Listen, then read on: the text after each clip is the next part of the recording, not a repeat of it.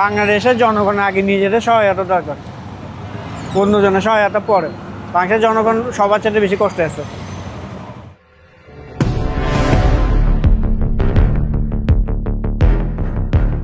দেশে জ্বালানি তেলের তীব্র সংকট। একদিকে পাম্পে দীর্ঘ লাইন, অন্যদিকে সাগরে ভাসছে তেল বোঝাই জাহাজ। কোথাও হাহাকার, আবার কোথাও তেল রাখার জায়গা নেই। বাংলাদেশ পেট্রোলিয়াম কর্পোরেশনের ডিপোতে জায়গা সংকটের কারণে চট্টগ্রাম বন্দরে পৌঁছেও খালাস করা যাচ্ছে না জ্বালানি তেল। প্রায় ২৭,০০০ টন অকটেন নিয়ে একটি লাইটারের জাহাজ দুদিন ধরে ভাসছে সাগরে। দেশে এই জ্বালানি তেলের মোটামুটি একটা সিন্ডিকেট আন্ডারে ভোগান্তিটা হচ্ছে। ভাই আমরা ১৮৯ টাকা লিটারও তেল কিনছি, এখন তো ১২০ থেকে ১৪০ টাকা করছে। বুঝছেন, এখন বৃদ্ধি করার পরও যদি জ্বালানি সংকট কেটে যায় তাহলে তার কোনো সমস্যা নাই, কিন্তু দৈনন্দিন বাজারে তো এগুলোর প্রেশার পড়বে মানুষের, আমাদের তো কষ্ট হবে।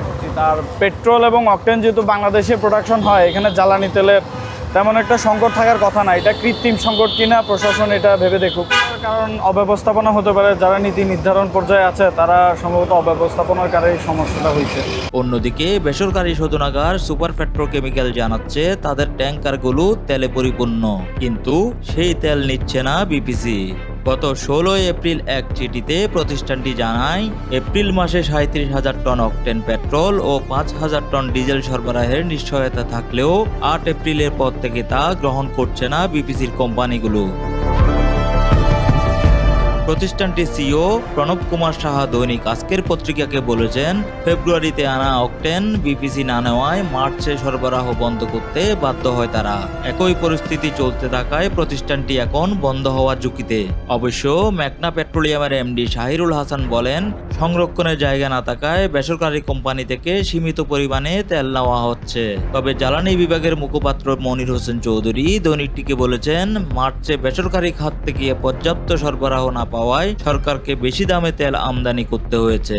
তিনি বলেন, গণমাধ্যমে আলোচনা হচ্ছে, কিন্তু সুপার পেট্রোকেমিক্যালের লোকজন গত সোমবারও দেখা করে গেছেন। তাদের পক্ষ থেকে তেল না নেওয়ার বিষয়ে কোনো অভিযোগ নেই। বাংলাদেশের জনগণের আগে নিজেদের সহায়তা দরকার, অন্যজনের সহায়তা পরে। বাংলাদেশের জনগণ সবার চেয়ে বেশি কষ্টে আছে।